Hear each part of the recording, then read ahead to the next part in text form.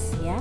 Nah, pada pertemuan kali ini kita akan membahas munculnya ikatan yang bersifat global dan regional ya, dimana minggu lalu kita sudah bahas mengenai konferensi Asia Afrika ya, dimana konferensi Asia Afrika ini adalah kerjasama negara-negara atau benua Asia dan Afrika ya, dalam mewujudkan perdamaian dunia serta memperbaiki keadaan politik, ekonomi, sosial dan budaya karena akibat dari penjajahan Eropa.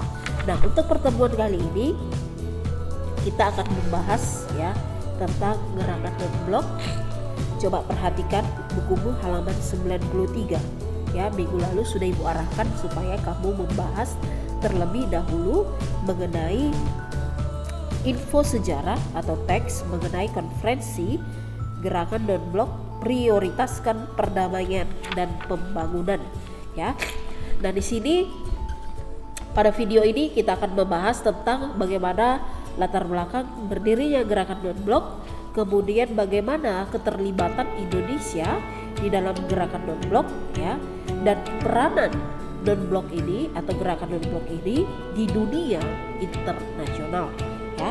Nah, itulah yang akan kita bahas pada pertemuan kali ini. Nah, ketika kamu sudah membaca teks yang Ibu suruh ya, halaman 93, dan di situ salah satu info mengenai bagaimana menghadapi situasi masalah perdamaian internasional serta pembangunan ya, serta juga penggunaan tenaga nuklir ya, yang dimana juga melibatkan bagaimana peranan gerakan non-blok atau GNB ini ya di dunia internasional atau untuk negara-negara yang bersangkutan atau tergabung ke dalam gerakan non-blok. Nah, untuk itu ya, untuk lebih jelasnya silahkan kamu perhatikan video yang akan saya tampilkan ya. Perhatikan baik-baik, nanti akan ada kuis ya atau pertanyaan dari video yang akan Ibu tampilkan. Oke, silahkan perhatikan.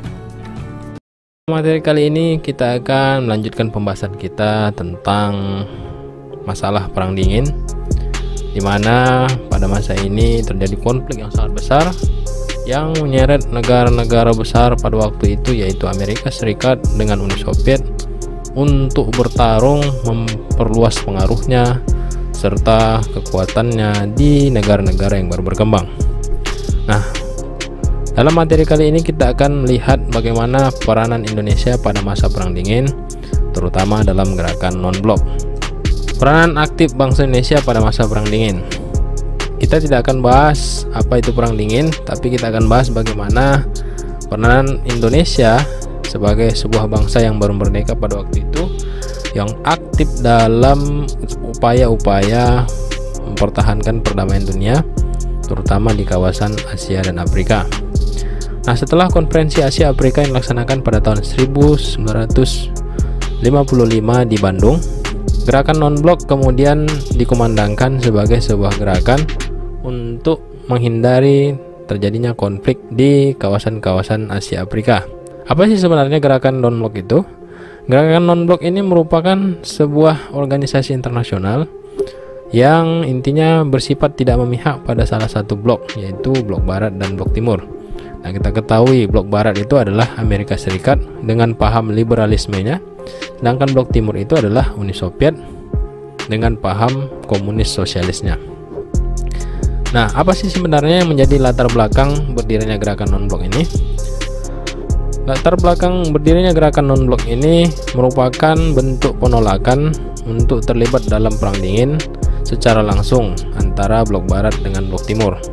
Kemudian adanya keinginan dari bangsa-bangsa atau negara-negara yang baru merdeka pada waktu itu untuk menentukan nasibnya sendiri, kemerdekaan, kedaulatan, dan integritas sebagai suatu bangsa. Selain itu, gerakan non-blok merupakan bentuk sebuah perlawanan terhadap kolonialisme, imperialisme, dan neokolonialisme yang dilakukan oleh bangsa-bangsa Eropa pada waktu itu. Jadi setelah berakhirnya Perang Dunia Kedua pada tahun 1945, muncul cara-cara baru yang dilakukan oleh negara-negara Eropa untuk menjajah negara-negara yang sudah merdeka pada waktu itu, Atau dengan kata lain, negara-negara Eropa yang pada waktu itu menang perang berusaha kembali untuk menguasai negara-negara jajahan yang sudah merdeka. Salah satunya adalah yang dilakukan oleh Belanda terhadap Indonesia. Nah, gerakan non-blok ini dipelopori oleh India, kemudian Ghana, kemudian Mesir, Indonesia, dan Yugoslavia. Dari India diwakili oleh Pandit Jawaharlal Nehru yang merupakan Perdana Menteri India pada waktu itu, kemudian Kwame Nkrumah, kemudian Presiden Mesir Gamal Abdel Nasser, Presiden Indonesia Insinyur Soekarno, dan Presiden Yugoslavia Joseph Broz Tito. Nah, mereka inilah yang merupakan pelopor dari munculnya gerakan non-blok. Nah, sebelum kita bahas lebih jauh, kita kilas sejarah sedikit tentang proses berdirinya gerakan non-blok. Jadi setelah pertemuan Konferensi Bandung atau yang dikenal dengan Konferensi Asia Afrika pada tahun 1955 telah melahirkan sebuah prinsip-prinsip perdamaian dunia yang dikenal dengan Dasar-Sila Bandung. Nah, Dasar-Sila Bandung inilah yang kemudian menjadi ruh dari gerakan non-blok ini untuk menciptakan perdamaian dunia pada waktu itu. Pada tanggal 19 Juli 1956 diadakan pertemuan di Kepulauan Brijuni, Yugoslavia yang dihadiri oleh Presiden Yugoslavia, kemudian Presiden Mesir, dan Perdana Menteri India. Pertemuan ini menghasilkan sebuah deklarasi perdamaian yang disebut dengan Deklarasi Brijuni. Dalam pertemuan ini, Nehru dan para pemimpin lainnya yang pada waktu itu meletakkan dasar dari gerakan non-blok ini, yaitu mencita-citakan negara yang baru merdeka di wilayah dunia ketiga untuk menjaga kemerdekaannya. Jadi gerakan non-blok ini merupakan sebuah upaya untuk menjaga kemerdekaan negara-negara yang baru merdeka dari ancaman pengaruh blok barat dan blok timur yang pada waktu itu sedang bersaing untuk menunjukkan kekuatannya di dunia. Pertemuan Brijuni ini dianggap sebagai tonggak awal lahirnya gerakan non-blok. Gerakan non-blok sebagai jalan tengah. Berdirinya gerakan non-blok sebagai sebuah organisasi internasional sebenarnya bukan bertujuan untuk mengimbangi kekuatan blok barat dan blok timur, akan tetapi melainkan sebuah jalan tengah untuk menghindari terjadinya perang. Konflik antara Amerika Serikat dengan Uni Soviet telah memecah dunia menjadi dua pengaruh kekuatan ideologi yang besar, yaitu liberal dan komunis. Nah, dua pengaruh ini dapat mengancam kemerdekaan negara yang baru berkembang ataupun yang baru merdeka pasca terjadinya Perang Dunia Kedua. Oleh sebab itu, gerakan non-blok kemudian hadir sebagai sebuah jalan tengah untuk menghindari konflik dengan cara merangkul negara-negara yang berkepentingan sama untuk mencegah terjadinya perang yang lebih besar. Sebagai contoh, kita lihat pada saat pembagian Jerman menjadi dua yang dilakukan oleh blok barat dan blok timur pasca terjadinya Perang Dunia Kedua, di mana blok barat dan blok timur kemudian membangun sebuah tembok besar yang membagi dua kota Jerman atau yang dikenal dengan tembok Berlin. Kemudian di awal tahun 50-an, konflik Korea atau yang disebut dengan Perang Korea yang telah membagi wilayah Korea menjadi dua hingga saat ini, antara Korea Utara dengan Korea Selatan. Korea Utara yang berpaham komunis, sementara Korea Selatan yang berpaham liberalis. Selanjutnya, pelaksanaan gerakan non-blok. Gerakan non-blok pertama kali secara resmi dilaksanakan, atau pertemuan gerakan non-blok pertama kali secara resmi dilaksanakan pada tahun 1961 di kota Beograd, Yugoslavia. Disepakati bahwasanya pelaksanaan gerakan non-blok ini dilaksanakan setiap 3 tahun sekali atau dalam masa yang normal. Negara yang menjadi penyelenggara secara otomatis akan menjadi pemimpin gerakan non-blok selama 3 tahun sampai pelaksanaan pertemuan berikutnya. Nah, Indonesia pernah menjadi pemimpin gerakan non-blok pada tahun 1992 sampai dengan 1995 pada masa pemerintahan Presiden Soeharto. Nah, pada waktu itu Indonesia sangat disegani dalam organisasi ini. Adapun yang menjadi prinsip dasar gerakan non-blok adalah yang pertama, prinsip saling menghormati integritas teritorial atau kedaulatan. Kemudian yang kedua, prinsip perjanjian non-agresi, tidak saling menyerang. Kemudian yang ketiga, prinsip untuk tidak mengintervensi urusan dalam negeri negara lain. Yang keempat, prinsip kesetaraan dan keuntungan bersama. Dan yang kelima adalah prinsip saling menjaga perdamaian dunia. Nah, kelima prinsip ini dikenal sebagai prinsip dasar gerakan non-blok. Kelima prinsip ini bersumber dari Dasar-Sila Bandung yang dilaksanakan pada saat Konferensi Asia Afrika di Indonesia pada tahun 1955. Nah, bisa kita lihat anggota gerakan non-blok pada saat ini hampir dari wilayah 2/3 dunia. Nah, jadi anggotanya sudah cukup banyak.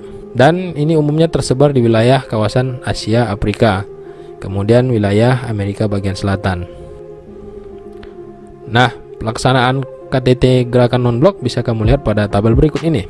Nah, yang pertama itu di Yugoslavia, kemudian dan seterusnya. Pada tahun 2016 itu dilaksanakan di Venezuela. Nah, bagaimana eksistensi gerakan non-blok hingga saat ini? Jadi pasca runtuhnya Uni Soviet, gerakan non-blok ini sebenarnya sudah tidak lagi seperti pada awal pembentukannya. Akan tetapi pada saat ini gerakan non-blok masih tetap aktif dalam menjembatani upaya penyelesaian konflik yang terjadi di antara sesama anggota, juga masalah internasional. Salah satu contohnya adalah gerakan non-blok melakukan kritik terhadap invasi yang dilakukan oleh Amerika ke wilayah Irak pada masa Perang Teluk. Kemudian gerakan non-blok juga menyoroti masalah nuklir Iran dan Korea Utara yang menyebabkan keadaan dunia yang semakin memanas akibat dari pengaruh nuklir tersebut. Selain itu, gerakan non-blok juga bertujuan untuk meningkatkan kerjasama di bidang ekonomi dan kebudayaan.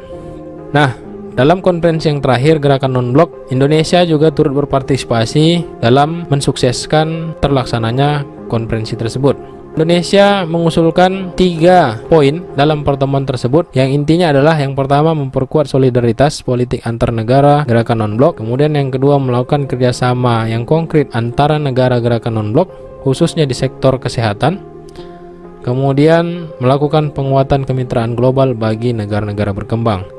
Nah, konferensi yang terakhir pada tahun 2019 tidak dapat dilaksanakan karena terjadinya wabah internasional yaitu COVID-19, sehingga pelaksanaan konferensi tingkat tinggi gerakan non-blok ini dilaksanakan secara virtual.